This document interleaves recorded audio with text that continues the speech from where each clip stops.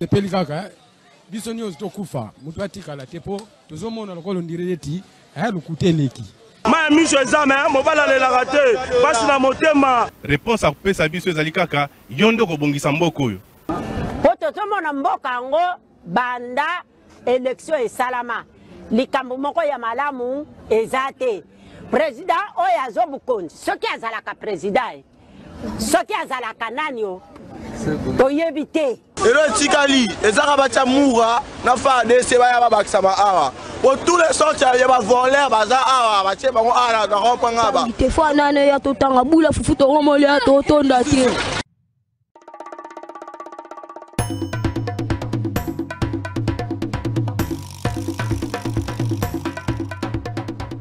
Merci beaucoup. Vendredi malamu na bino nyonso esika bozali congolais prix d'épée congolais ya motema molamu bato nyonso banga République moitié du Congo topesi bino mbote na vendredi ya lelo yo 25 vendredi 25 juillet 2025 nous espérons que bozali malamu bon début de week-end na bino nyonso na tuni ya ba membre ya gouvernement isa lelo bokolobela ba problème ya Congo to ndenge nini otuna nanga ezwa sens bokolobela ba problème à Congo to ndenge nini. Nous espérons que vous allez bien. Nous sommes en direct sur YouTube.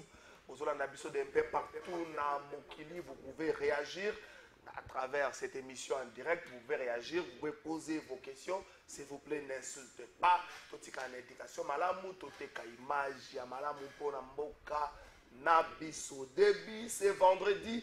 Il y a procès Joseph Kabila Kabange devant la haute cour militaire, ainsi que le procès Ekobanda, Lelo Joseph Kabila Liboso à Bazouzi. C'est vrai que Joseph Kabila a zalité na Kinshasa, mais procès Fungwamaki, na Sima a levé à immunité na Ngambo ya Sénat. Joseph Kabila procès Ezali ko Fungwama Mokolo ya Lelo yo. Joseph Kabila a poursuivi notamment dans les Kambotali un mouvement insurrectionnel, crime contre la paix, homicide intentionnel.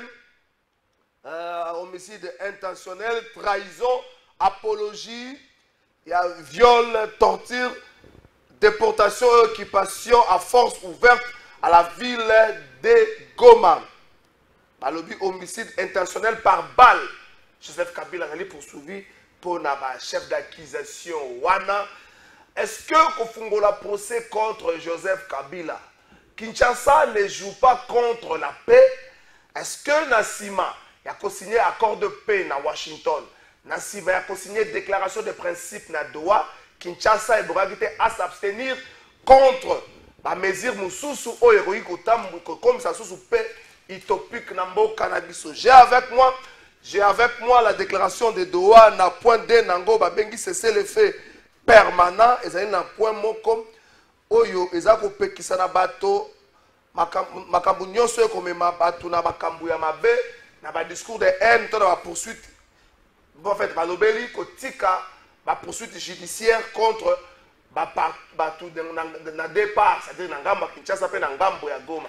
Est-ce que le procès oya Joseph Kabila et ko fungola te likambo oyo ko zangisa biso kimia na kati ya émission na biso ya mukola lelo yo tokolobela ngo to banzi te kozala likambo moko oyo ekosukisa mitema bato te ko betisa bato mabakute. Jacques Kiabula di wandani. Jacques Kiabula oazomona na te o akotine kila ko mona na te oh boye Jacques Kiabula monani. Jacques Kiabula mercredi na poko azolu akotine na Lubumbashi. Lobi Jacques Kiabula mimonisi liboso ya bato. Juste bongeli Jacques Kiabula illustration. Lobi Jacques Kiabula amimonisi liboso ya bato. Jacques Kiabula yewana. Ben information nga naza nango elobi nanga boye avant abima na liboso ya bato Jacques Kaboula s'est entretenu avec le comité provincial ya sécurité. Soki ezali bongo na mituni ndenge bayembaka na balanga nzembe na mituni nzambe mpona nini kaka na Congo. Qu'en est-il na avis de recherche oyo ezalaki lancé na DGM mpona Jacques Kaboula? Est-ce que ezalaki baluka ye kaka po monana ou encore avis de recherche wana ebongaki emema ye mano militaire na Kinshasa parce que Jacques Kaboula avait une invitation ya ministère ya intérieur ya mboka na biso. Tokolobela ngo pe na émission na biso ya mokolo. Merci beaucoup Francis Beya. Avis de recherche yango wana ya DGM. Est-ce que Jacques Kaboula ebongaki te bazwa ye kaka na buto na batinde na Kinshasa? Pourquoi bavandisi ye? Pourquoi bavandisi ye? Est-ce que les billets verts ya Kaboula, na Kaboula, est-ce que les billets verts ya Kaboula, yango tende lobby? Est-ce que les billets verts ya Kaboula est comme la force qui fait la loi? Tokolobelango na émission na biso ya mokolo ya leloyo. Bandeko baza na biso na plateau tokolobela pe likambo. Merci beaucoup Francis Hébert. Bandeko baza na biso na plateau tokolobela pe likambo ya élection. Il y a ma bourgmestre adjoint, vous allez prévu le 9 octobre prochain. Et puis il y a ma mère adjoint, vous allez prévu le 22 novembre prochain. Prochain plutôt, aussi longtemps que ma conseiller communal, basé dans les 6 KT à conseil la Moussala. L'élection n'a pas conseil la Ronde. Basé dans problème à faire de fonctionnement, basé dans problème d'émolument, basé dans problème à faire d'installation. Oh, il va créer les bango copte. N'engelo baka jumping à la babele bango. Voyango yo na $2000 nazozwa te na 10 000 nazozwa. Est-ce que bakomi kobela bango te? Nazotu na conseiller communal lokola kulutu nanga Patrice Boto. Yesu kwa za na mboka ya paya. Si place oka zimbongo via ko tomboka ta zonga mbangu na ebipe vie na matière d'argent. Ako tomboka ta zonga mbangu. Ah, ça a un problème de tenir. Ndeko nanga e mango mbangu na pression mbote. Mbote trésor Kalafai, mbote na balandi ya émission monene oyo plateau de vérité. Alors on a devoir payer redevabilité, nous devons que dire la vérité concernant la République démocratique du Congo. Merci beaucoup pour na plateau na yo, merci na bateau bakolanda biso tout de suite là, même en rediffusion. Je sais que beaucoup c'est là parce qu'on ne parlerons que République, surtout que ngai pe nazaka toujours rationnel tant on a dans la plateau tokolobela oyo ekouta na babongo na biso sauf que tokolina les binoté. Merci kana encourager pe oyo akosala ka mboka ebima na ba tourbillon na ba nyoka nyoka le président Félix Antoine Tshilombo Tshisekedi et puis Jean-Claude Ngobila qui a quitté le pays hier soir pour la France et Sika Zali Mbotenaye parce que déjà Manso a sali pour la République démocratique du Congo, plus particulièrement ville à Kinshasa, la population t'acclame, la population te remercie et ça va droit au cœur pour la biso véritable ngobiliste. Merci beaucoup. Merci beaucoup. Nekonanga Jean-Pierre Ngalula na Pesio Pembote. Merci Ndeko Kalafai, Tika Ngai na Tombela. Le commandant du peuple, le président élu Martin Fayulu Madidi Mbote Seka Djwami, mon commandant lieutenant Naoyo Djwami apona kososo kisaba imboka lolenge kani yenda na ekolo ezali na kati ya kotambola na bosambulu nyonso ndeko nanga na PCP secrétaire général na biso de Vos Kitoko Mbote et bongo na bosani pete bandeko na biso bazali na moniele na ekolo kuna na este na pesi bango Mbote boyika bempiko. Et Tumbezali Knakata au continuer, le président élu Martin Fayulu Madidi, Abosani Binote, P. Missonaye Talipe Bino, Yango et Tumbanaye Monene Pona dialogue, Gosale Manambo Kanabiso, autour de la thématique, la vérité, réconciliation, cohésion nationale, afin que tout aboutir na auto bengi les camps de la patrie. En tout cas, merci Penayo Ndeko, Ndengo Bengi Sibisona Mokolo. Merci beaucoup Jean-Pierre Ngalula, merci Ndeko Nanga et Mango. Merci Nabino Boza Kolanda Biso un peu partout. Merci na confiance Boza la Kabiso. To simbe la bino mundu kite. To futa kabino te mais bolanda Kabiso na volonté na bino moko. On ne peut que dire merci. To salate ko laksa bino ke biso to komi biso to zui to salibo non jeunesse faut s'abstenir na makamba komi laksa surtout que bandeko oyo balanda Kabiso basala kango na volonté na bango moko to pesa kabino et le côté. Pour ça, on vous dit merci beaucoup. Dans le cadre de Basango, dans le Parlement, pour la session de septembre, la session exclusivement budgétaire. Yango ana mokolo ya lobby bureau assemblée nationale et travaille avec une équipe moko ya gouvernement équipe dirigée par le vice-premier ministre ministre de l'économie pour na kotala lolenge kani budget ya mbala oyo esimba penza ba besoin vitaux ya population na ngambo ya primature juice bongeli na ngambo ya primature Maman première ministre Judith Tuluka azalaki na séance de travail moko mokolo ya lobby elongo na bakambia Standard Bank Group oyo bazali ko se proposer pour accompagner le gouvernement soumis dans les cambotali réalisation ya projet d'intérêt national mokolo ya lobby bande ko na bayaki na audience moko oyo elongo basolaki na maman première ministre bande ko bakambama ki pa bandeko à Freeland plutôt bandeko ya Standard Bank bakambama ki pa Lungisa fusil oyo azali bongo mokambi na bango elongo na première ministre basolaki ndenge nini ba accompagner gouvernement na ye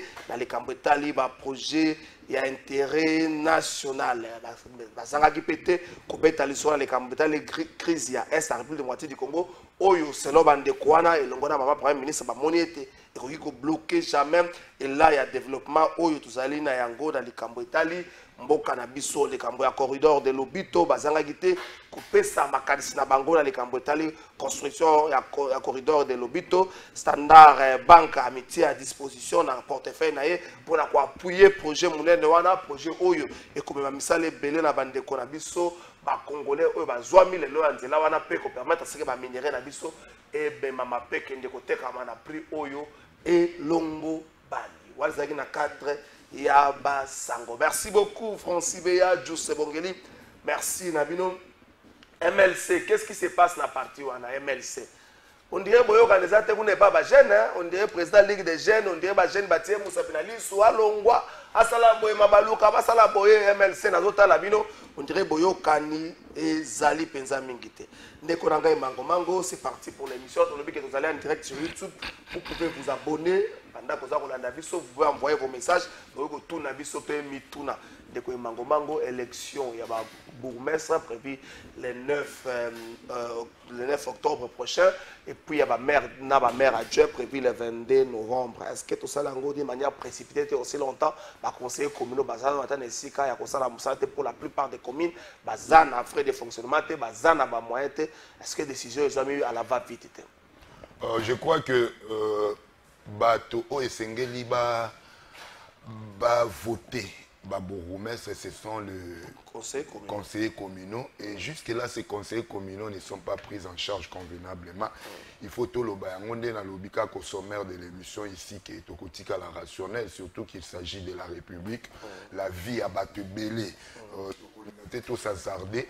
Au moni wana ba conseillers communaux. Moi, je me rappelle lorsque j'ai vu une vidéo, Kenda, même si et pas il y a première ministre, Madame Soumino ici, nous saluons. Bakenda basala une semaine ya kola la Kaliboso il y a première ministre awana kitambo. Alors ezala qui décevant pour nani juste mais aika pour na ba réclamer ba émolument na bango. Alors ezali malamoté. Et je me demande aujourd'hui, ils vont aller voter les bourgmestres. Pourquoi? Or ça demande de l'argent. Oyo nano ba ko voter bango ezali bazana on a difficulté nano. Bazana babisika ba siégeaka te la plupart. Oka oyo ba msusu ba siégeaka na ba maison communale wana des fois na séance te, des fois ba msusu bazana ba kiti kutu te. Donc ça ne se comprend pas qu'aujourd'hui ngana yoka ke tozo kende élection ya ba bourgmestre. C'est bon, ce n'est pas mal, mais il faut d'abord régulariser la situation. Il y a bateau oyo ba bourgmestre ba kozala redevable. Et parce que ce sont eux nde ba kozalaka en face il y a bourgmestre pour que baye bisakaye, il faut faire ceci, tu ne fais pas cela, il faut battre Olongwa, il faut Otikala. Mais ces gens-là ne sont pas pris en charge convenablement. Mais nous voulons aller encore pour na ba ça peut être l'occasion. Les gens se disent on ouvre une porte à corruption d'une manière officielle. Mais c'est ça. C'est ça. Et puis est-ce que budget, traverser makambo belé budget ya Miami solo wana tout. Na évité ministère de l'Intérieur mutozo qui paye yango. Dernièrement, j'apprenais que le ministère de l'Intérieur ba pesaka somme moko ya combien de milliards de dollars boye et bungi muke pour na occuper bateau yo ya ba sinistré au bazin na stade des martyrs ainsi de suite. Mais jusque là ces sinistrés sont encore au stade des martyrs. Je me pose la question, est-ce que Babilo kwa ndenge wana ezako yo kisana no pays soni ensuite le président de la République. Or, déjà dans le Conseil des ministres, on avait déjà soldé les montants pour n'avoir pas ça même na ministre Aziz Amouna, ou ministre en charge de affaires sociales. Mais jusque-là, les sinistrés passent la nuit, que dehors, baza prise en charge, les sous-soutés, comme la police, stade des martyrs. Moi, ça me revient à dire directement que nos ministres ne veulent pas aider les chefs de l'État. Mais chef de l'État, Lelo Akozwa, a nommé Azozongela Kaka Batuana. Les biso to komo sengaye, biso opeto ko bundaka. Tout ça au front tous les jours.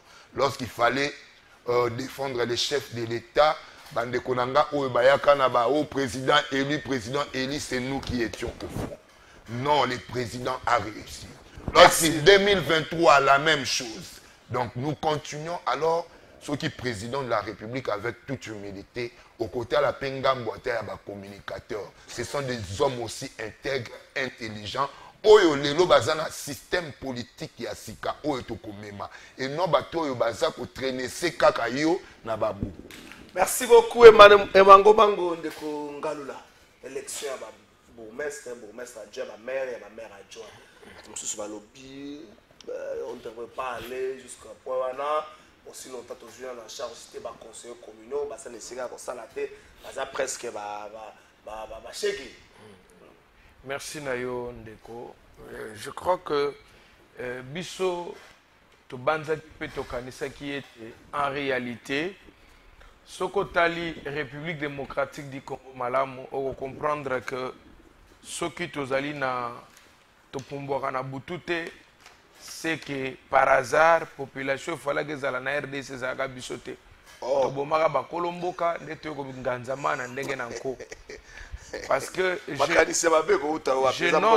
je note que nous sommes dans un pays où et comme le rôle dit Gablo moko oyo ba komaka nyongo ya lobby adigablo ba koma nyongo ya lobby soko ye balobi na yo nyongo ya lobby soko ye pe lobby balobi ya lobby et comme le rôle la RDC okomona ke na RDC soko tuni mbongo toko tongela ba conseiller communaux banda ko basala musala malamu to futa bango bana babi yaka lobi mbongo ezate soko tuni mbongo nini toko sungela nango bato yo ba déplacer interne na bato ba kufaki na ba naufrage na banini balobi wana nyongo yaka lobi mbongo ezalite soko tuni bango olobi me mbongo ya kobongisa banzela mitukezo ko beba wana balobino wana yaka lobi papa zate atikelaki bisoto déficit la mutu mbongo te soko tuni bango me makambo etali par exemple enseignement makambo etali gratuité ya maternité o bango bayaki nango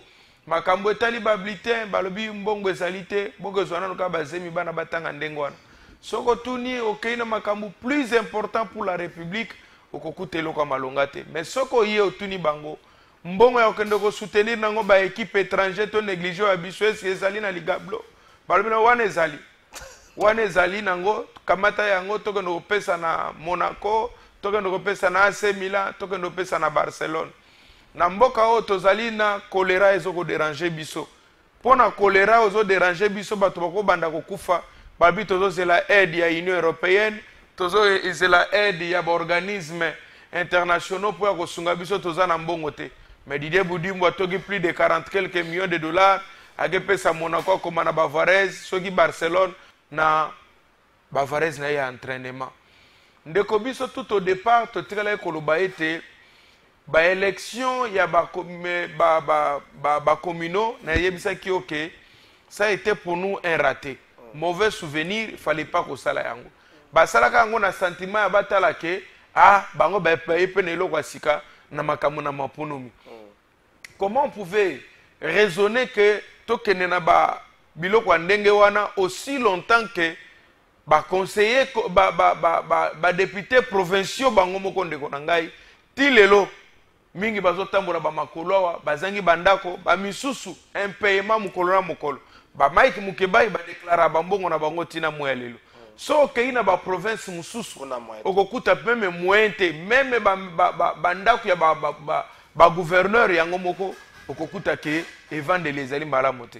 Pourquoi qu'organiser une institution budgétivore alors que tout de suite le Sénat il fallait qu'on dissoudre yango. Babiloko lokola ba commission beleza na président soane liya kambongo pamba il faut qu'on dissoudre yango. Biso to kenda plus loin ngai personnellement na kenda plus loin koloba même ba poste lokola ba vice ministre ezali babiloko ko dissoudre budgétivore inutilement. Babiloko musu lokola ministre près le président de la République. Ça sert à quoi? Ministre en charge de la ville, ministre en relation avec le Parlement. Donc, président de la République, pour bien en bosso, aïe biseli comme faut moutoumora en contact, alors que ba téléphone bazanango, ba poste le rôle à charger des missions stratégiques. Oh ba utu konoma bokilo ya nani ya Roland Dalo. Oh ba utu konoma ba poste moko budgétivore qui ne servent absolument à rien. Bisoto lobaka to décriaka que il ne fallait pas qu'organiser ba élection. Yango moni lelo mingi ya ba conseiller communaux na mona ki na betela ko lisolo moko zo tumba dendo na kwa ya kabinda mususu koma commissionnaire ya ndaku ebele ba komi bato mususu na mona ye akomi ko betisa ba DV loterie mususu zo betisa winner. Pourquoi? Parce que l'état congolais pèse bango mosala oyo aboyi ko futa bango ba burgomestre ba maltraiter bango ko bengana ka bango lelo bozo organiser élection totikali na 2 ans de konangai dans 2 ans awa 2025. L'année 2028 est année électorale. Tu comptes les année électorale. Tu as 2 ans. Dans 2 ans, tu as une élection. Pourquoi précipiter? Il y a qu'organiser une élection. Payer qu'on dépense inutilement. Ça ne sert à rien du tout. Nga na sengaki na ministère intérieur, pe na seni, pe na ndeko chilombo na lobaki na ye, ngai po na ngai benga ba conseiller communaux nyos. $1000. Bana mai oye. Nye.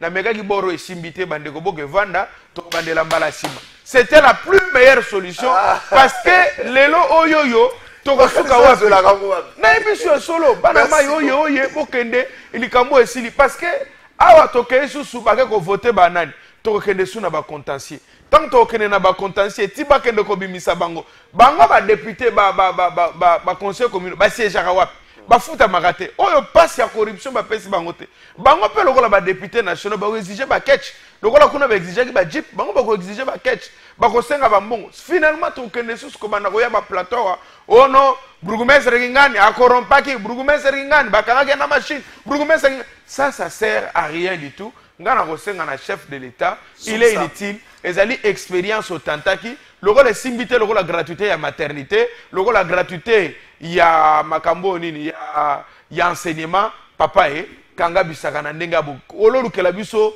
désordre na mboka to banda ko ba marche $1000 bana mama kope simbité na kanisa ke ko simbité bokende ko vanda mbala sima totala yango. C'est ça la meilleure solution. Mais pour les bourgmestres bagoya ça sert à rien. Nos bourgmestres ceux qui te renforcer base te ba chef de riz ba chef du quartier on tient que na ba bourgmestre bazo bima na ba quota politique. Merci beaucoup ndeko na peso timing ndeko azwaki yango na tuna bino double question to sukisa bongo to kota na makambo ya procès ya Kabila Jacques Kabula à Monani. En fait, tu as la recherche à Matata. Ça n'a pas passé. Matata n'est pas na table. Même l'Assemblée nationale, c'est la démarche pour nos collègues na bango. Et pourtant, c'est une notabilité. Azali Akima. Azali Akima. Mais il faut pas l'Assemblée nationale à comme ça, tu es Azali. Pour Akangamate, Azali, l'élément na bango. Bon, au moins Jacques Kabula, Monani. Francis Béa, ça qui a l'administration. Jacques Kabula, Monani. Dans l'accident document DGM, ça qui a vu des recherches contre lui, Kabula Monani, un homme libre, tout le monde peut être joué mano militaire à Kinshasa, tout le monde peut être comme un lobby. Est-ce que Nenga Kuna na Kinshasa, Bakaboli Mbongo bien? Si Bakaboli bien, tu as sous maquillé l'été.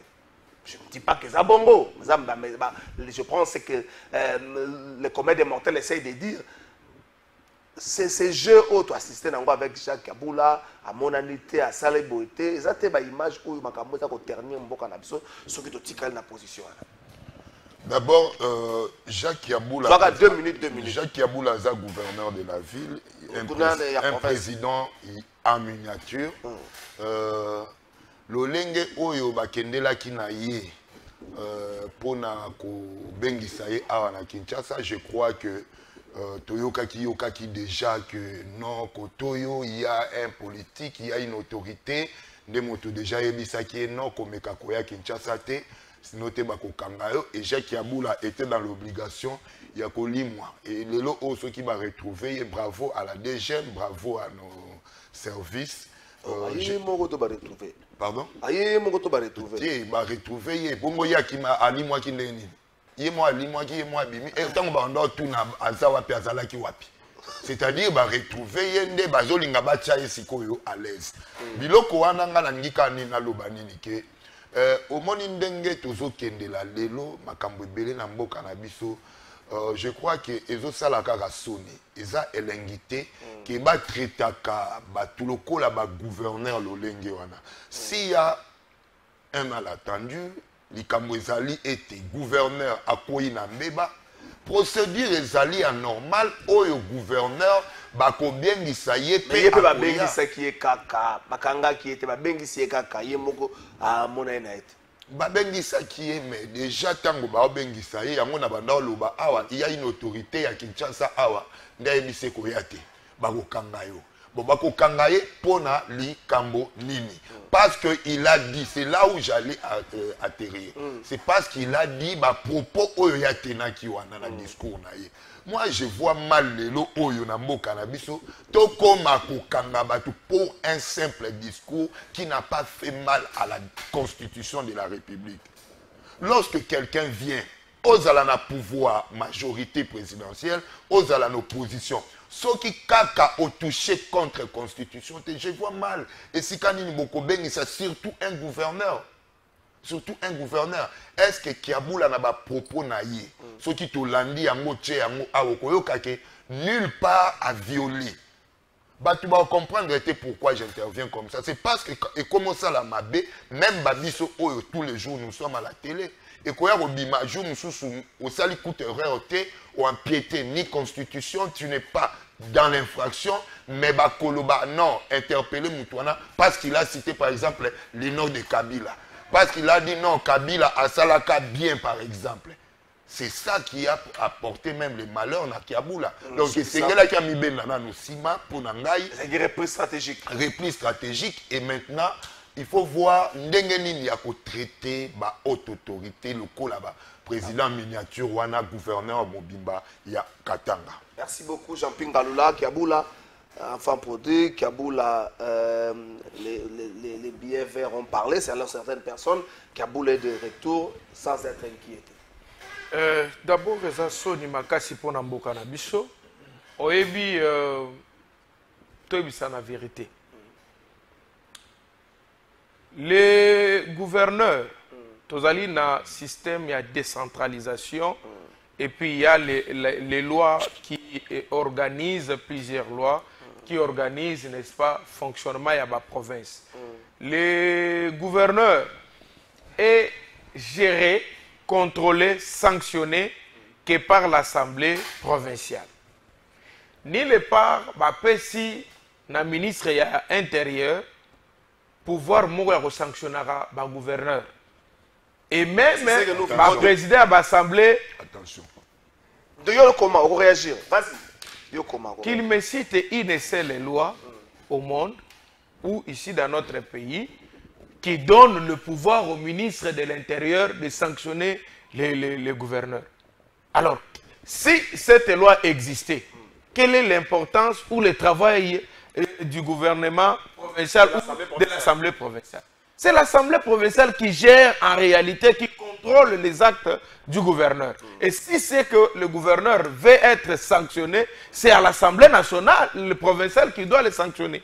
Et même pour ordonner l'intérimaire, c'est l'Assemblée provinciale toujours. Moni a sali mabe, décréter certains sous d'échéance naie, ordonner. wana ezali anarchie oyo ebandaki na ntango ya Kabila.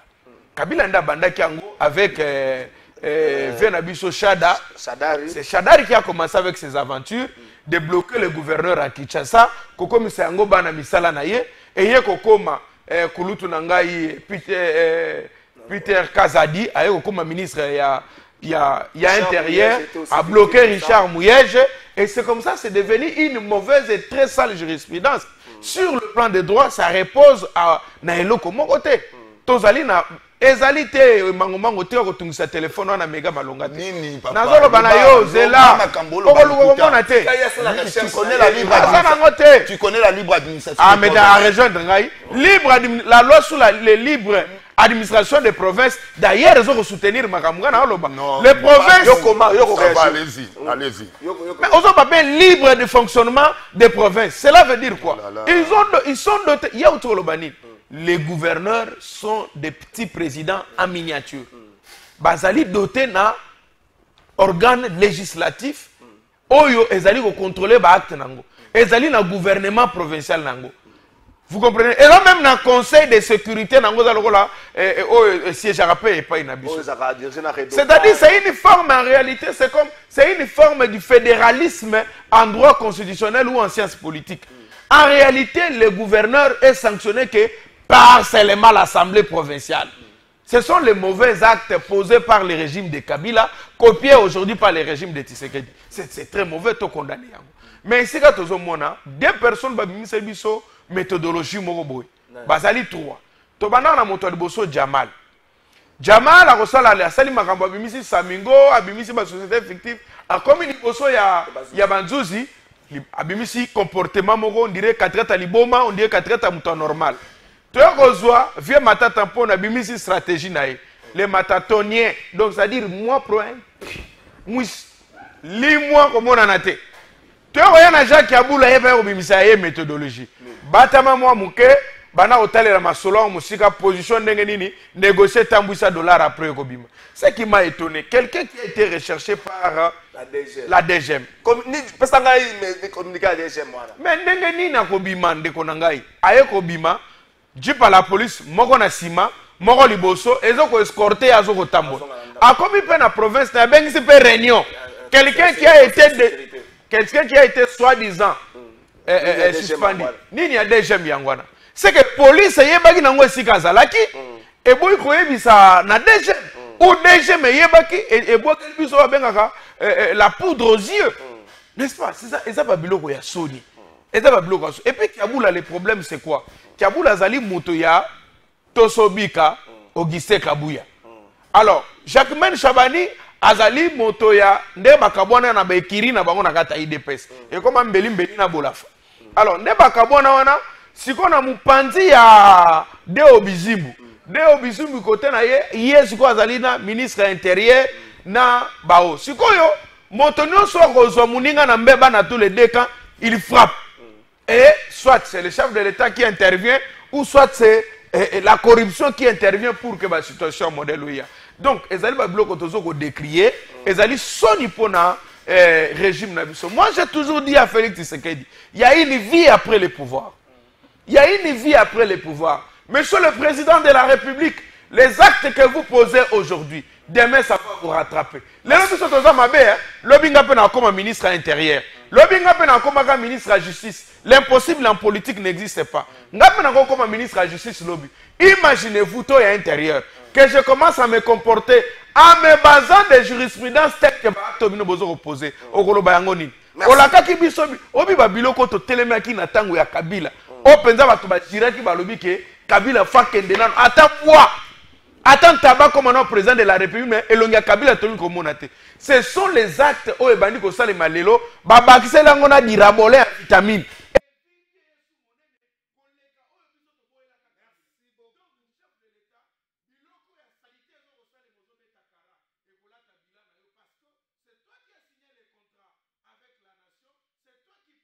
Contrat social avec la population.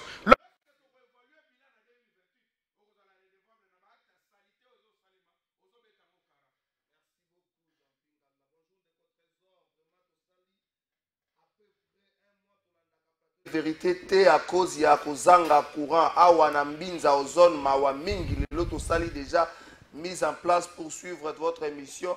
Merci beaucoup, merci Nekoado Mandonga. Tout ça en direct na YouTube, ou kolanda biso na YouTube, ceux qui l'otili kezate ou encore peut-être l'otili qui baille nenge ados nombasi et plutôt nenge combone danganane combone danganane ah waze quoi Félix waze quoi ba rapesa ka songi na nyo baille opesi ka kango baille opesi l'otili ça na si baille opesi baille ndeko mango mango ndeko Jean-Pi Ngalula to pusana Joseph Kabila début à procès naïe mokola leloyo pendant ce temps pour vous appeler temps pour réagir 30 secondes d'interpellation à Papi Tamba et puis à Deo Indulu Joseph Kabila procès pour ça et ben fongami mokola leloyo. Est-ce que déjà question d'entrée comme ça 30 secondes nous sommes réagir, est-ce que procès est quoi au bon moment pendant que nous sommes en négociation pour le retour effectif de la paix? Est-ce que pour procès est au bon moment? Est-ce que le moment est favorable pour ces procès?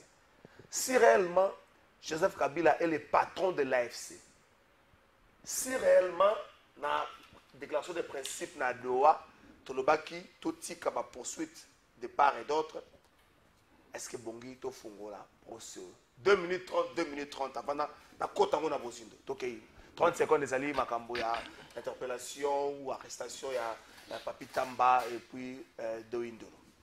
Oui, Nangika na reprendre moi loko ndeko nani abandaki koloba Jean-Pi Ngalula. Omoni kolingaka kokosa na télévision za mabe. Le ministre de l'Intérieur n'a pas prérogative naie a le droit de suspendre un gouverneur. Les gouverneurs Bakoki oh landanga la toisa pédagogique l'obanaye les gouverneurs Bakoki Kolongolaye l'Assemblée provinciale par les députés provinciaux. Les gouverneurs, le président de la République paie à Koki Kolongolaye. Mais il est suspendu aussi par les VPM de l'intérieur. Et article Monde Nazo Lukati, Tokosili c'est mission na Komona Yango, et ça la carte y a loi et libre administration des provinces. Je connais bien l'article, mais et moi Moustika. Je crois que c'est l'article 2, Biloko moi Bongo. C'est comme ça que ça s'est fait. Donc, awa Kolokoya Koloba Makambuya, Joseph Kabila, de mauvaise mémoire, hier lelo oyonde et sengeli basambisa ye na haute cour militaire.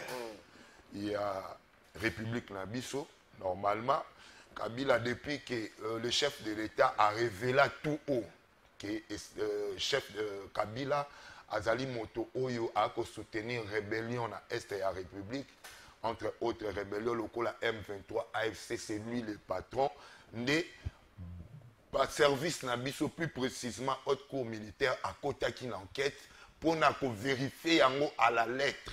Et je me rappelle même l'auditeur général et affaire d'essai, il avait dit qu'il a toutes les preuves que Joseph Kabila, c'est lui qui est en train de conduire ces troupes-là, il y a M23 dans AFC. Alors, le loco procès Zali Kobana, moi je crois que la question n'a eu qu'à répondre que est-ce que c'est le bon moment? Est-ce que c'est le bon moment? C'est la justice, elle est d'abord indépendante. Justice est ça qui peut tenter à Kokiko Boaka procès. Ce qui s'est fait à Doha et les autres, c'est la politique. Mais politique, tu es que et joigne et ça là na lingala. Et il y a candé vers droit. Donc awa si bakota la qui ndenge tozokende ba négociation na Doha kuna accord de paix avec Rwanda, s'il y aura peut-être que politique et joindre droit et si kabakotala non, mais vu l'indépendance de la justice et sengeli justice asalana no mosala naye, c'est pourquoi même je voudrais ici dire na bato yo c'est là au lobby que chef d'état le bakango to yebi patron de la justice militaire par le bac à ça côté tenir ma preuve pour na aux la Kabila azali yende le bourreau il y a AFC M23 ce qu'on a en négociation directement na AFC M23 to signé la bango déclaration de principe. Na point 3 nango. Na point 3 nango balobi boye mesure de confiance. Phrase ya souka ya point 3 lobby. La mise en place avec la facilitation du comité international de la Croix-Rouge et dans le cadre de la loi congolaise d'un mécanisme permettant l'organisation de la libération des prisonniers ou des détenus d'intérêt détenus par l'une ou l'autre partie. Est-ce que mon ouverture il y a procès était que baby ça déjà les cambo to comme les cambo oyo mesure à confiance et cause à la tête bah tu commencer la confiance si réellement Joseph Kabila est le patron de l'FCM 23. Non, ndeko Kalafa na bandé na lobibo. L'indépendance de la justice doit continuer à exister tant que les pays RDC azali souverain. Pourquoi nazolo bandenge wana? Bato belé bazolo ba awa non comment Rwanda toko sala accord na ye. Il y a des accords économiques, tout consort, mais Rwanda bomi bato belé. Mais ils oublient que la justice internationale en même temps continue à faire le travail. Tout ça qu'on continue, justice paix et Sengeli a continué parce qu'il y a eu mort d'homme. Au moins il y a une accusation. Autant qu'il y a eu crime, il y a eu accusation au grief au Kabila na moto na ye. C'est-à-dire nyon soana ezali justice mutu asa ache yango. Et Sengeli Kabila a répondre nango malgré les négociations avec les M23 et AFC. Malgré accord de paix avec le Rwanda qui est une personne morale, mais on doit interpeller les personnes physiques qui étaient à l'auteur de toutes ces atrocités, de tous ces morts à l'est de la République, même avec Kabila. On ne peut pas dire le collabotozo qui est poto sala accord na bango, on laisse la personne qui a tué tant de morts. Or, même la justice internationale s'imposera. Même biso awana politique autoza organisé accord avec attente avec le M23 AFC attente Oyokani. Mais il y aura poursuite. C'est là que l'indépendance à justice c'est ça. Ça c'est l'accord, mais l'accord on tient compte de la personne morale. La personne morale ici c'est AFC M23 et AFC M23. Et les personnes physiques qui ont provoqué la mort doivent être un jour interpellés pour ça. Il y a des même l'État l'a bisauté. Il y a des familles qui ont connu plusieurs morts. Yoko tika po ba bomela o muto ale buto yokani na Kabila boma ne na tiki ngana Hollande la justice un jour. Merci. Même s'il devient président de la République. Merci beaucoup Ndeko Jean-Pierre Ngalola. Est-ce que depuis le procès oyo et qu'on fragiliser tes éléments de confiance entre les deux parties. Si et seulement si Kabila est le patron de l'FCM 23. Les lois bandé quoi là bas patron na bango comme qu'on a poursuivi pour le bango qu'on a nanga déjà été condamné ba te rebeller un mouvement na basa déjà condamné ceux qui va que le patron na bango a poursuivi la justice ils peuvent pas se remettre en cause et reprendre avec les autres. Merci Nayo Ndeko na singana mo accord na zana pe na maboko ya yambo na lingaki koloba ete le président Félix Tshisekedi Tshilombo esika zwami biso la muka décidé tozwa ki acte ya accord et signamaki na États-Unis toyo kozwa susu accord de principe oyo tozwa ki acte nango na sima kozwa acte nous avons dit ceci to lobby en tout cas de toutes les manières ba accord nyonso zokende ko signame oyo ezali ba accord ezali na ba faiblesse kilikili mais na ba faiblesse nango nyonso kozala combler kaka na dialogue ici du processus de Kinshasa oyo toko souvent de la likolo ya mathématique ya un dialogue inclusif to vanda na mathématique lokola vérité réconciliation et cohésion nationale pour que to créer camp de la patrie ou ezali camp ya bato balingi mboka parce que ba perdre de l'indépendance batigelaki batata na biso mboka oyo mobimba balumumba batigelaki ba Martin Fayulu batigelaki ba Bemba batigelaki ba Tshisekedi Félix batigelaki ba Moïse Katumbi mboka mobimba bango pa bakomi ko kende génération na bango komo kende na suka pour la remplacer na génération na biso et sengeli bango pe batigela biso mboka mobimba yango moni Martin Fayulu lobaki miso na biso na o Tshisekedi mo na mboka ezo kabwana te mais Tshisekedi sali effort na ye moi mingi na niveau na ye parce que l'œuvre humaine ezalaka toujours na ba imperfection yango tolobaki na ye ekozala combler kaka na dialogue oyo ya ba père spirituel na biso. Mais s'agissant ya procès oyo ya ndeko Kabila ngai na koyebisa na ndeko Tshilombo eloko moko, il ne faut pas que monde entier to bato nyonso baye bakaka ke yo o respectaka no bakor te. C'est très dangereux. Oui. Au moins même ba difficulté toza nango lelo, c'est parce que tout le monde, le président Félix Tshisekedi Tshilombo est reconnu monde entier. Ba politicien nyonso ya Congo ozomona oyo na ba banda politique sika na oyo ya kala ba yebi ke l'IDPS ne respecte jamais les accords ainsi que les principes. Et c'est un comportement de Moubutiste qui n'est pas bien. Allons dans tous les sens. Oyebi hier moko Kabila na mabe na ye mais tango asigné ki accord na ye na Palu et na vie na biso Gizenga abenga ki muzito mpuku mefwa. Alors, yandive malgré yaki kokufa, malgré yaki kolemba nzoto, Kabila n'a jamais détruit l'accord relié ki bango. Aujourd'hui, Félix Tshisekedi a signé accord. Accord et l'obinine. Accord déclaration de principe. Déclaration de principe. Natanga tika mo moke minute moke kaka na silisa na kutanga ngonoki. Sokotangi point 1 principes généraux, je crois alinéa 1 2 3 4 5e alinéa. On dit les partis expriment leur volonté de dépasser les rancœurs du passé, n'est-ce pas? Et de s'engager dans une nouvelle ère de compréhension mutuelle et de coexistence pacifique et de stabilité durable. Déjà, quand vous signez, vous avez ça dit beaucoup de violer et locaux. Donc, vous avez dit sarate. Sur lundi, alinéa nango lundi, les partis s'engagent à surmonter les divisions qui affaiblissent l'unité nationale, à œuvrer pour l'amélioration des conditions de vie des populations et à jeter toute forme de discours haineux, déshumanisant d'une perspective de paix et de réconciliation. Alors que vous avez un processus de réconciliation, est-ce que n'est-ce pas que allumer les choses comme moi moto soko kei na linéa nango kakawana 1 2 3 4 5 6 7 na deuxième na cessé de le fait point 2 soko na point 2 na cessé le fait na linéa nango ya misato 4e alinéa non alinéa misato 1 2 3 4e alinéa balobidi les partis conviennent de s'abstenir de toute action. Ça c'est une action judiciaire.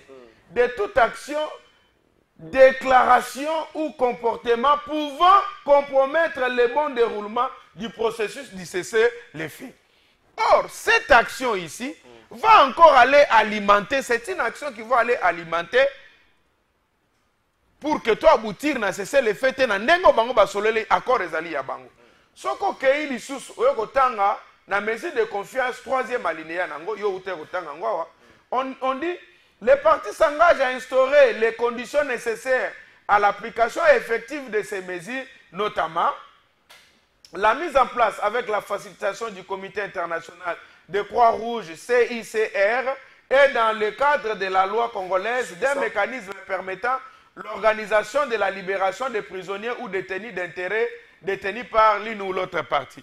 Donc pendant que vous signez, parce que c'est très important, na accord, na 7e point d'accord, na 2e point par le but, les partis s'engagent à mettre en œuvre les dispositions de la présente déclaration de principe immédiatement après sa signature au plus tard le 29 juillet. Tout ce qui est vers le 29 juillet. Il faut libérer déjà les prisonniers qui ont sauvé qui a makamuna M23, bah service à l'État, au spectacle, averti accord na bino faut libérer. Mais en même temps, vous sambisa, la procès contre Moutoumousous, il y a quoi libérer quand. Donc, il faut créer les présidents de la République doit être souple. Sinon, si on se radicaliser, ça ne serait pas du tout bien.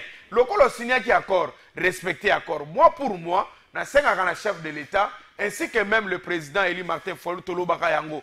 Toloba na Kabila, Longwa Sigozali, Nani Yonanga, Longwa.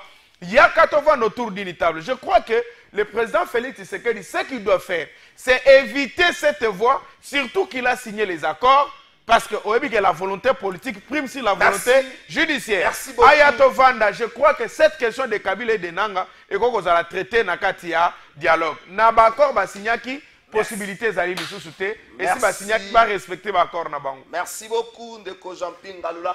Nous sommes en direct sur YouTube. Merci Nabatuba Rolanda Bissou un peu partout. Boyuko Tinda. Par message Nabino et pas juste Bongela Rozoangwa Zokomi c'est la biso. Bonjour Ndeko Kalafa, s'il vous plaît. Yangombo Kaoye Koma ya. Non, Ndeko Nangai. Ndeko Opo Komio Zé Église à Batito. Yoko mi fila. Et pour Bakisi Moussous na Pembeni. Ndeko Nanga Bas Muyoko. Tika Makambwana. Ndeko Emangomango. Est-ce que Kinshasa est comité obstacle pour le retour de la paix? Est-ce que Kinshasa a s'est un obstacle pour le retour de la paix?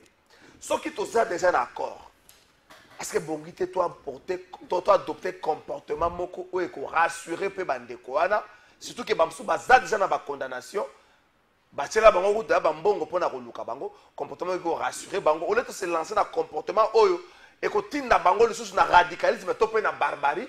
Et puis on va continuer des morts, on va compter des morts plutôt, ou encore au sein de Bisso peut réagir. La Mandou qui est aussi longtemps on avait opté pour une démarche pacifique. Oui, Ndeko Kalafa est politique, quand on a le bagage, jeu d'esprit. Politique, et Mozindo Nango, c'est lui qui vit dans la politique, mais à comprendre Yango. Mais Awati Kana Ebisana, nous, Jean-Pierre Galula, il bango bazo insister sur dialogue. Mais déjà, bakende dialogue, n'a fachit. Jean-Pierre Galula. N'est-ce pas que Martin Fayulu a dialogué avec le président de la République? Boutika ba dialogue à Basango, ba dialogue à Kinshasa. Jamais après dialogue, Baropé Sabino Mendo qui Bobundana Rwanda. Ici, la nécessité, c'est la diplomatie que le chef de l'État a menée. À part la diplomatie, il y a un canal qu'on doit aller. Il y a l'élo où il faut un surtout kende na force. C'est-à-dire sur le plan militaire. Mais lorsque vous nous amenez dialogue, tout n'a rappelé format il y a dialogue et kozala ya nini. Il y a basango limbi sangai Martin Fayulu na salaki boy. Limbi sangai Fachi na salaki boy. Limbi sangai ngana yiba kimbongo aleta ngai nani oy matata ponyo yango na kimaki limbi sanga. Non. Politique on ne traite pas ça. Ici on traite les affaires de la République. Qu'est-ce que nous avons aujourd'hui dans la République? Le pays est agressé. Et ce que fait le chef de l'État, Binonion Soboya, Bokotana Molongo. Bozaka dialogue. Bino Sobo Vandeli Kaka, Eloko Moko, Banda Bovanda Kiwana. Oh, président Eli. Bolongwe président Eli, et comme il sous élection, Bobenga Kia, soki élection, Komboni, Bobenga Kana, Bosen na Kombo, Bopesa. Lelo Obo, Tingami dialogue. Que fera le dialogue dans la situation haute aux Anango? Mais accord de déclaration des principes, c'est ça qu'on renvoie un dialogue inclusif entre les fils et les filles du pays. Dialogue inclusif, Oyo y après signature à l'accord. Signature et accord, c'est pour que tout ça là, ce qu'on appelle, comment on appelle ça? Donc, Toko Kende directement na Kochali pour na Kokende opter pour une nouvelle politique congolaise avec tous ceux qui avaient pris les armes. Mais ce n'est pas eux ici à Kinshasa. Eux à Kinshasa, Balukaba s'aligner derrière Félix-Antoine Tshilombo Tshisekedi. C'est la même démarche. Parce que démarche payer de ça, c'est aussi sa agression. Bon, aussi sa agression, na dialogue na motindo nini. Na motindo nini. Moi, je crois que le président Martin Fayulu avait déjà parlé avec les chefs de l'État. C'est ça un dialogue. Chaque fois. Mais est-ce que en 30 secondes, est-ce que le Kinshasa se comporte comme l'obstacle il y a un retour à paix? Non. Mais c'est Kinshasa qui cherche la paix. Véritablement, c'est Kinshasa qui cherche la paix. Mais tant qu'on va cesser les feux. Moi, j'ai appris hier que déjà les rebelles ont encore attaqué, ils continuent à tuer. Mais pourquoi pas aller tokende kaka nanu na procès? C'est un accord c'est un accord préparatoire. Un accord un accord définitif tokende kocha ba grande ligne. Mais lorsque d'abord la partie adverse M23 et les autres, ils ne veulent pas respecter. Laissez d'abord que Kabila aille na procès et ici toujours continuer les traiter avec le système même la politique et il faut tout comprendre. Merci beaucoup. C'est prévu qu'au plus tard tout signer accord de paiement plus tard le 8 août 2025. Jean-Pingal, c'est Kinshasa, c'est 17 août. Le 17 août, au plus tard le 17 août plutôt. Le 17 août 2025. Jean-Pingal, est-ce que le Kinshasa se comporte comme celui qui s'oppose ou celle qui s'oppose au retour de la paix en Boka? Omoni et Mango Mango, moi je comprends pourquoi. Et Mango Mango, balinko nommé, bango susté, bango kende nommé kaka, ba passer na ba frère à Philadelphie. Pourquoi? Parce que apparemment, ba frère à Philadelphie, bazo yebisa président Makambo ya Malonga. Bango bazo même la président Djalelo. C'est ça la différence. Lorsque le président élu Martin Fayulu Olobaki, to solo lana bateau, to vendre autour d'une table, to solo. Depuis 2019 pour Makambo et Sina, bango baboyaki. Lorsque Kamera lobby, dialogue il faut ça les matos solo la traître. Lorsque ma père spirituel na biso ba sango ba lobby to solo la ba traître. Mais les lotos ali wapi. Moindre escarmouche à partir de Goma. Les patins, même s'ils arrivaient ici vers Oyua, na go solo la na bango te. Ba tikali ko koma pété, il y a que go solo la na bango. C'est parce que vous n'arrivez pas à dire au chef la vérité. Ndekonanga, moi je ne resterai jamais traître. Si tu sais qu'il me nomme aujourd'hui, et même le président élu Martin Fayulu me nomme aujourd'hui, je serai toujours du côté de la vérité. La vérité c'est quoi? Azor Banabiso faut abandonner le dialogue côté la nabe fort diplomatique. Ndekonanga, quand est-ce que guerre est possible? Quand est-ce que l'élo M23 Golongwa ici Gazali? Quand est-ce que l'élo Félix Tshisekedi a voyagé vers Goma? Yo yebi sumu kolokena na Goma yo. Ndenga zabo kombo ananga tanga kana plateau. Akota ngona balabala te, meko tanga kombo ananga na balabala. Une infraction. Ba kucho na téléphone na kombo atande ngona bino famille kombo nanga bakangi yo. Est-ce que lui c'est ça? C'est pour lui dire que les efforts diplomatiques ont échoué. Oh. Pourquoi ont échoué? Mais ont échoué. Mais pourquoi tu lis l'accord? Mais tu vas s'expliquer. Les efforts diplomatiques ont échoué. Les efforts militaires ont échoué. L'unique front est Tikalibiso Zalika, front et la cohésion nationale. Pourquoi je l'ai dit? Ndekonangai. Ngai pomba ebisangai ke ba koro nyonso zo kende ko signer et si bien zali na ba effet ya Malonga, il faut dépôt yo nanga bombela ba minéré na etula. Aussi longtemps que ba minéré nyonso nanga lokotaka, ba minéré nyonso azwaka, eteka makanango normal. Dépôt zo tulate, dépôt zo teka kaka. Nanga nazo mona nanga o changer mituka minene mikolo na mikolo. Na ba vesta kitoko mikolo na mikolo. Nanga zo voyager zo kende Doha. Nanga zo kende États-Unis. Nanga zo kozonga. Ndeko nanga ne boko sakanela bisote. Ça montre la suffisance que en tout cas eloko yo ezana na Malonga te. Yo monaki Ben Laden zo voyager. Yo monaki Ben Laden ba ke signer ba accord avec les États-Unis. Exemple yangwana nanga lelo considéré logo la Ben Laden. Est-ce que yo monaki Ben Laden azota mona ba jipa cher? Non. Mais je te dis c'est le même cas. Nanga ça se comporter logo la Ben Laden et puis RDC ça logo les États-Unis. Est-ce que on était arrivé? Nanga chaque jour azoteka ba minéré na banane azoteka la Qatar azoteka les États-Unis. Les mêmes personnes de bango bazo vendre sa biso to solo na bango. Aussi longtemps que les minéraux du sang, les minéraux du vol, tomoni ango etulité. Ndeko nangai, on est loin de la solution. La meilleure solution aujourd'hui demeure la cohésion nationale. Vous savez dans cet accord des principes ici, parce qu'il y a tangango. Ou bien qu'il exiger retour ya ba déplacé interne. Est-ce que Kabila pas à déplacer interne? Ah, ça déplacer interne. Aïe bien été.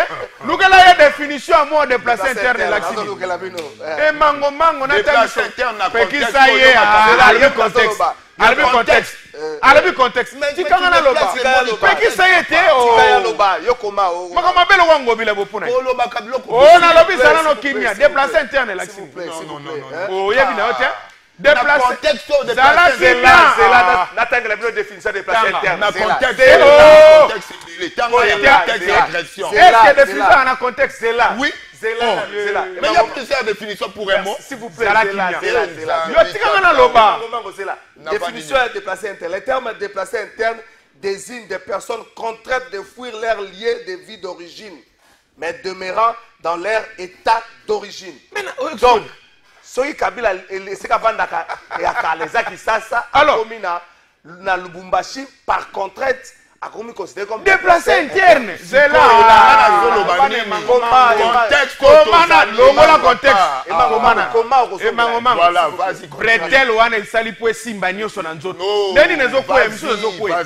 nalobi na yo boye yoka na yebisa ye Kabila c'est un déplacé interne ndenge bauti kosigné boye Kabila comme étant déplacé interne il faut songo na Kinshasa parce que balobi na uti otangelo na point 7 ya accord oyo balobi ke ba accord ezokota en application dès immédiatement vers dès sa signature.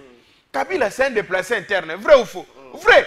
Donc Kabila fazonga. Alors que bozoluka Kabila zonga nenga bosigné ba déplacé interne bazonga, vous voulez encore l'arrêter? Merci non, beaucoup. est-ce que tu es makamutozo ko sala? Mon frère, Emango Mango, je suis en train de te dire. Au lobby, le président Eli Martin Fayulu Madidi, le père de la cohésion nationale. Au lobby que et c'est pas ça qui déjà dialogue na Félix Tshisekedi. Mais ça c'est quoi ça? Au monde que Mango Mango a la information. Azola la kaka butu loko la tata na ye et Ngobila. Ngobila la na information te yo bolanda kate. Pour nani bo sala bo. Lorsque le président Eli Martin Fayulu Madidi a bimi na réunion. O ngelo ko lobby te, alobi na ko mona ndeko na ngati Tshisekedi pona biloko misato. Yali boso na lobby na ya bengi sa dialogue. Yami sato na EBC, yami bale na EBC. Sous nos yeux, tout le monde a balkanisation en Boka bisoté. Yami Sato, à ceux qui se connaissent, nous devons créer le camp de la patrie. Mais hier, ça qui va parler, il y a une formation. Dès qu'on a, je suis en train de vous dire. Vous pouvez ça impressionne à Félix Tshisekedi que à respecter l'accord. Parce que ce qui est à respecter l'accord et que ça continue comme ça, même les efforts diplomatiques qu'ils ont inventés, conséquence, il y aura balkanisation dans ces pays ici, inutilement. Parce que nous sommes en train de vivre déjà cela. Ce qui peut sauver ça aujourd'hui, c'est la proposition du président élu Martin Fayulu, le camp de la patrie, la cohésion nationale, la vérité, réconciliation, et puis cohésion nationale. Tata Bomoko, Mama Bomoko. Arrêtez l'arrogance. Merci beaucoup Jean-Pierre Ngaloula. Bonjour Trésor Félix Tshisekedi de Alingi Kimia Tepo na Congo Yango Azolinga Akome Mabiso te na élection na 2028 King of King na YouTube. Bonjour Trésor Balobi Kiabula Azamutu ya décideur actuel ya IDPS Yangoana Azongi Calme na Mboka na ye Ezandeko Diego Matala na Nibiso na YouTube. Bonjour Trésor. Donc comme na soka Francis. Bonjour Trésor. Pona nyonso oyo IDPS asali mboka oyo eza pasi ata soki bolobi mutu mususu azu pouvoir lobby ekozala pasi pona tomona développement déjà IDPS akwesi mboka ndeko dede mobikisi. Bonjour Kalafai Ngaloula atika ko tirer batu ya union sacrée po bango nyonso baza batu ya camp de la patrie sikoyo pourquoi azotelemela baninga na ye ndeko système wima. Bonjour Trésor kuna na doa tozo solola na ba M23 FC mais awa lisusu bafongoli dossier contre Kabila oyo azali oyo ezali pouvoir oyo ezanini pouvoir oyo ezoluka soki balobi ke Kabila azana ba AFC M23 soki bazana posa ya kimia batika ndeko Plamedi Bope. Bonjour Kalafai kaka ndenge tozona doa awa procès bandi eza procédure oyo ekosala ke peuple congolais abosa na paix durable oyo tozoluka. Papa Clément Dido depuis quand Kokolo. Bonjour Trésor pona ngai esengeli to lembisa nanu ba décision oyo tozozwa il faut to mona nanu avancement na oyo tozosala na côté ya Doha. Donc soki Kabila aza chef ya FCM 23 esengeli to tika ndeko Janvier Lumbala. Bonjour journaliste classe politique oyo eza na ba piste ya solution te yango wana chef de l'état azokoya na ba piège oyo soki Kabila aza frère na ye va retirer dans le procès Wanandeko Jedor Mambimba. émission comme na soka na pesa bino 30 secondes bande ko message d'aller belé so na bande ko tanga ba message na bino na kosukisa te ndeko nanga na Brazzaville oza kinoa movanda na Brazzaville na moyena tanga ba message na bino nyonso to beteli solo ya football o ka passe ndenge toujours dépasser mbongo na makambo sport. Bonjour Trésor, apparemment ndeko notre frère na union sacrée nous attangi accord de principe te. Il s'est contredit lui-même dans ce qu'il dit. Tangu azolo baké tozo négocier na Rwanda personne morale. Mais il faut poursuivre en justice les personnes physiques. C'est-à-dire quoi? Nous parlons de la République, s'il vous plaît. Nous autres, nous avons des familles où ils ont souffrir. Nous avons besoin de Kimia Ndeko Joseph Kassereka. Merci beaucoup. Ingénieur Alexandre Eyongo, bonjour Ndeko Matera. Je suis tout à fait d'accord avec les analyses de Maître Jean-Pi. Mon vieux et Mango Mango n'a plus de choses à nous offrir car Félix Tshisekedi ne reconnaît plus l'IDPS comme son parti parce qu'ils ne sont pas sérieux. Ndeko Mangoman nous explique c'est quoi un dialogue et pourquoi poursuivre Kabila au moment où nous dialoguons avec son groupe à Doha. C'est vouloir une chose et son contraire. C'est Ndeko ingénieur na Kinshasa. Ah, Ndeko Nanga ingénieur. Si on a un message dans le conseil, la justice indépendante. 30 secondes sur la. Merci Nabandeko. Toujours les capés en direct dans YouTube. Boyo kolanda biso, na pesa staff technique, merci avant. Na pesa bino 30 secondes boso ki Clovis Odinga. Merci pour tout. Ingénieur israélien, merci pour tout. L'éternel DT Freddy Kipimo, merci. Francis Béa, ceux qui t'ont parié, les autres ont gagné combien, Francis? Ceux qui t'ont parié, les autres ont gagné. Tu as combien un milliard? Tu peux t'attendre cadeau à mariage. Aninga bazoba, la mamso bazo expliquer biso nengeni basala la vie na TikTok. Nengeni moi ça pèse mon bail, la pèse à moi si vert. Baninga babali bino bozaka ko biso pe basala nzambe kasi bo balat bozaka na explication na TikTok hein bolingo za TikTok za vie réelle bo ba na vie réelle bo tu ko kosa bilenge babali na antena biloko na bino bozo sala bana babala bani bande ko babali na antena libala baswanaka bakangana ka pe binemi 3 jours babiloko bazo kosa bino bomona lokwa vie za kaka bongo eza baka malokuta bolanda bango te des conseils comme matrimonial na TikTok 30 secondes to souki ça ba sujet bandeko bazolo ban qui nazobi bongo ponani parce qu'il y a dialogue de l'autre côté bazo sambisa Kabila. Non, la justice de notre pays continue son travail. Nde etindi te bakangali sou batute. Il y a des gens qui ont tué la population à l'est. C'est-à-dire malgré les dialogues il y a poursuite l'indépendance de la justice. Mais on a chuté. Il y a une définition. Mais la suite de la définition, il y a déplacé interne. Kabila n'a pas fui les atrocités. Kabila a kenda kiko tanga, aye ko soukola na est. Bon, muta kenda kiko tanga, aye ko soukola na est comme il déplacé interne na contexte il y a guerre deni. Ah bah bini, ces personnes ont été contraintes de déplacer en raison de conflits.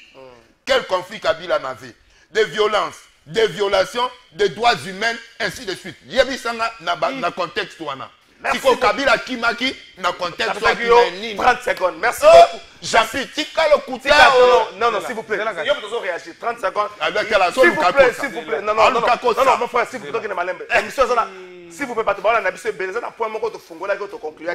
Je préfère te conclure en gros. Selon Mobeko, les ministres de l'Intérieur, est-ce qu'ils ont un pouvoir à sanctionner légalement un gouverneur? Batini message. Non, Ngaboko n'a tangi et puis on a si ma référence. Par exemple, bonjour mon frère Trésor. Cette émission a une forte portée pédagogique. Le ministre de l'Intérieur n'a pas le pouvoir légal de suspendre un gouverneur de province. Seules les deux autorités peuvent le faire. L'Assemblée provinciale via une motion de censure ou de défiance. Le président de la République par ordonnance dans certains cas exceptionnels. Les tests de référence, Constitution, article 198, alinéa 10, loi numéro 08/012 du 31 juillet 2008, article 41-42, toute suspension décidée par les ministres d'intérêt est illégale et inconstitutionnelle. Merci Nandeko, notre frère Nabiso Achille Yaba, pour la précision. Et ça, erreur, to banda, to commissaire légal. Mais actuellement, les ministres n'ont pas sanctionné Kiaboula. Peut-être à quoi une erreur, Ndeko Jean-Pierre Lobaki a coupé ça déjà.